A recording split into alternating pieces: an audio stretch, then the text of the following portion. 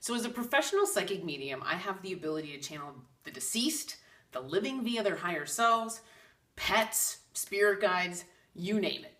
And when I channel those entities, they get in and they get out. The angelic realm does not want me communicating with any of them on an ongoing basis because it's not healthy.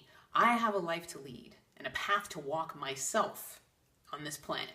So they don't want Christine Pavlina hanging out with any entities, except for one soul. My bestie, Mark Foster, lead singer Foster the People, also known as my divine complement. We call each other DC. Word. So I have his higher self on speed dial. I have the ability to communicate with his soul at will because his higher self and my higher self on the other side have come together and said, let's help each other on our paths. Does this guy know about me? No, maybe, sort of, not.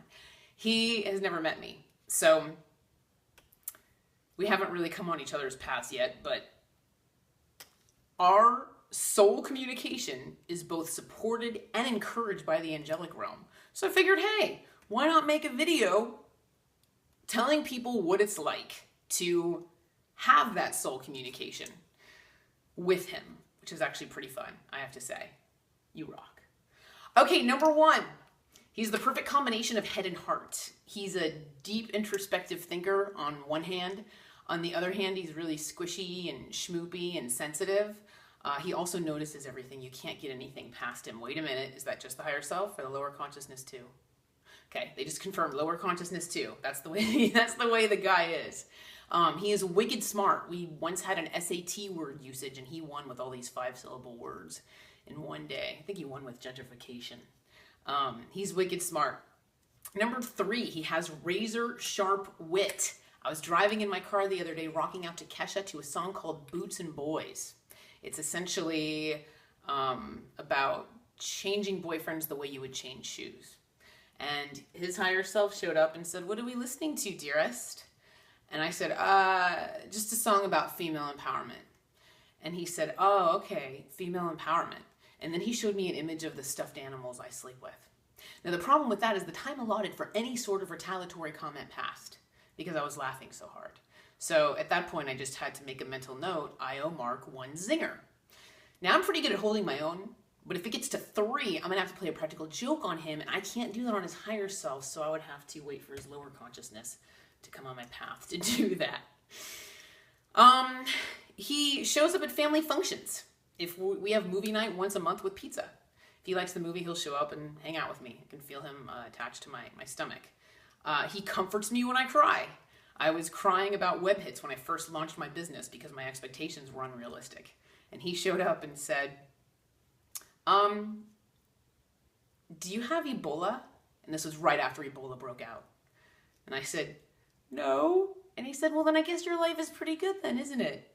And I was like, ah! And so, cheered me up, made me stop crying, made me realize what was important and what mattered.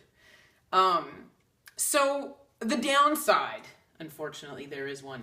This guy is cuckoo for Cocoa Puffs when it comes to brownies. I don't know what the deal is, but I will be coming home from the gym after running 4.5 miles, and all of a sudden, he'll send me these like overwhelming brownie cravings. And I'll fight him. I'll fight him on it, because I don't feel like eating a brownie after I just went running. I think the last time this happened, I probably turned my car around 4 times. And I did end up giving in. We did end up getting the brownie, and I do understand why he fought so hard, because it was fresh out of the oven, still warm, and it was like the perfectly, just most amazing, fantastic, and wonderful brownie ever. It was just so moist and delicious. Now, why was he pushing for me to eat a brownie so hard? Because his higher self has the ability to attach himself to me while I eat it. It's called a spiritual overlay. No, I'm not possessed, just hanging out, feeding off my energy. But he can experience the brownie with me. Now, he's an amazing dancer, but the problem is sometimes he rocks out too hard and he'll give me sideways whiplash. So we've rocked out too hard together, and I've probably gotten sideways whiplash about 5 times. But he's awesome, and I love the fact that we have this soul connection and that I am allowed. I mean, I really want to use the word allowed, encouraged, supported by the angelic realm to have this spiritual communication with him, because we both have the ability to help each other on our respective paths. So it truly is a blessing to have him around. And aside from all that, anyone that can go from the lowest baritone voice 1 minute to sounding like they just got kicked in the balls automatically has my respect.